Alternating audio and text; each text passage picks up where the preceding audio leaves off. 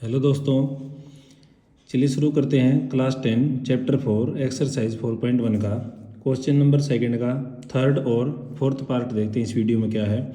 First और second part में पहले एक वीडियो में करा चुका हूँ, आप वहाँ से देख सकते हैं। थर्ड पार्ट क्या कहता है, Rohan's mother age is 26 year older than him. The product of their ages in years 3 years from now will be 360। We would like to find Rohan's present age. देखिए,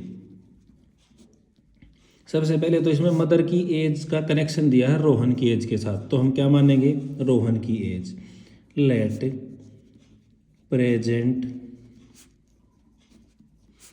एज ऑफ रोहन ये होगी x ईयर्स। ठीक है भाई, हमने मान लिया वो इतने साल का है। अब उसकी मदर की एज कितनी हो जाएगी, so his mother's present age. अब उससे कितनी बड़ी है, 26 साल, तो x + 26 ईयर्स, भाई ये उसकी माँ की प्रेजेंट एज होगी। अब वो जिक्र कर रहे हैं कि 3 साल बाद कितनी होगी, आफ्टर 3 ईयर्स रोहन्स एज। भाई कितने साल का हो जाएगा, x + 3 हिज मदर्स एज। भाई उसकी माँ कितने साल की हो जाएगी, 26 + 3 इतने साल की। अब देखते हैं भाई क्वेश्चन में क्या दिया हुआ है।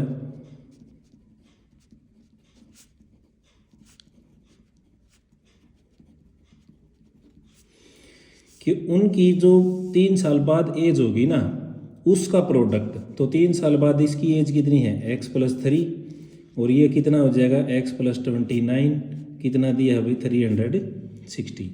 अब इसको सोल्व कर दो, ये हो जाएगा x² + 29x + 3x, ठीक है, और प्लस में ये हो जाएगा 87 = होगा 360। 360 को इधर ले आओ, x + 32x और प्लस में 87 माइनस में 360 = 0। ये हो जाएगा भी x² + 32x और ये हो जाएगा माइनस का 273 = 0। अब हम करेंगे इसके फैक्टर। इसके फैक्टर होंगे x² + 39x और माइनस का 7x माइनस का 273 = 0। बस हो गया हमारा क्वेश्चन। इस टर्म में क्या कॉमन रहेगा, इनमें कॉमन होगा x, तो x + 39 हो जाएगा।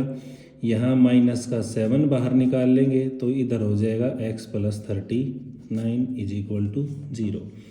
अब दो फैक्टर हो गए हमारे, x - 7 और x + 39 = 0। दोनों को बारी बारी 0 के इक्वल पुट करो, x - 7 = 0 और x + 39 = 0।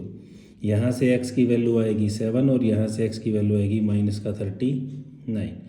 अब देखिए, किसी की भी एज कभी भी नेगेटिव नहीं होती, तो x की वैल्यू क्या रहेगी हमारी, 7। ठीक है, सो रोहन्स प्रेजेंट एज ये हो गई 7 साल। ठीक है भाई, वैसे उसकी माँ की पूछ नहीं रखी, लेकिन हम लिख देते हैं हिज मदर्स प्रेजेंट एज। अब 7 साल कितनी बड़ी है उससे, 26, तो 26 + 7 कितना हो जाएगा बताइए, 33 ईयर्स। बस भाई इतना सा सॉल्यूशन था। अब देखते हैं इसका फोर्थ पार्ट।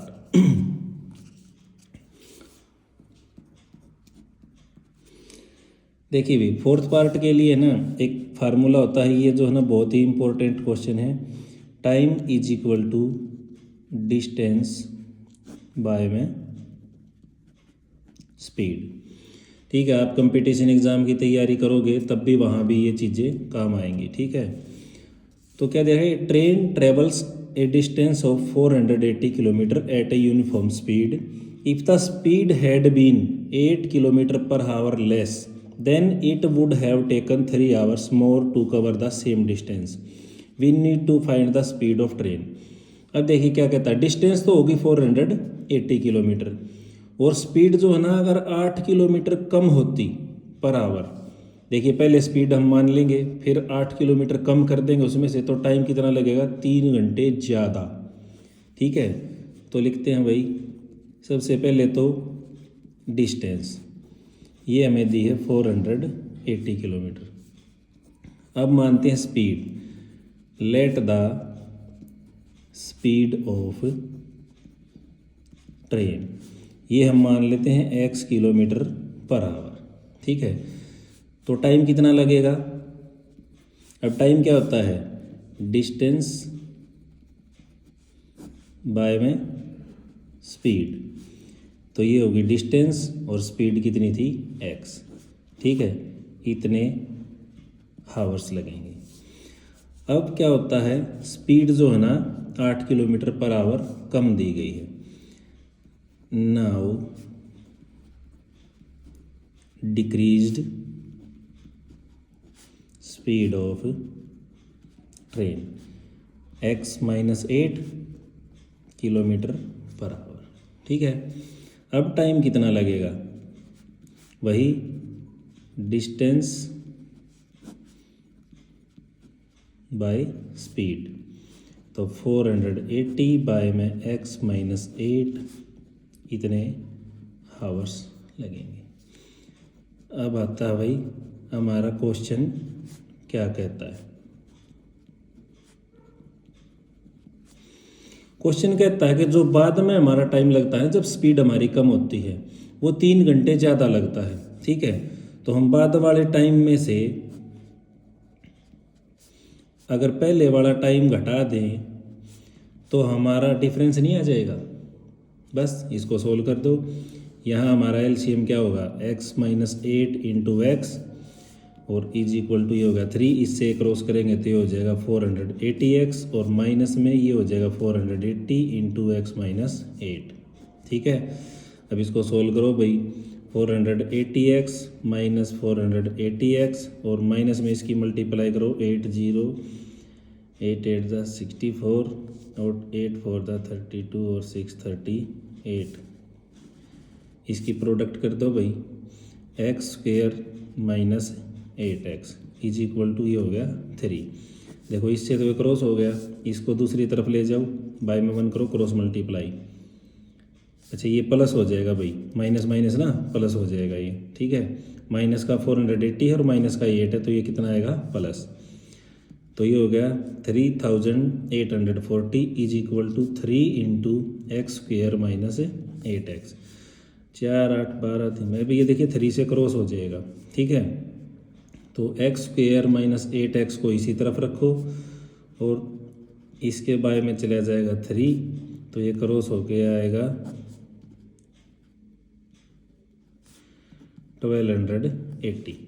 ठीक है, अब यहाँ से आगे क्या है, फैक्टर करने हैं, x² माइनस 8x इसको इधर ले आओ, माइनस का 1280 इज इक्वल टू 0 और x² ये हो जाएगा माइनस का 40x और प्लस का ले लेंगे हम 32x माइनस का 1280 इज इक्वल टू 0। यहाँ कॉमन आएगा x -40 और ये प्लस का 32 और यहाँ x -40 is equal to 0। x + 32 into x -40 is equal to 0। अब दोनों को 0 के इक्वल पुट कर लो, x + 32 इज इक्वल टू 0, तो यहाँ से x की वैल्यू आएगी माइनस का 32 और x -40 इज इक्वल टू 0, यहाँ से x की वैल्यू आ गई 40। अब देखिए स्पीड भी कभी नेगेटिव नहीं होती।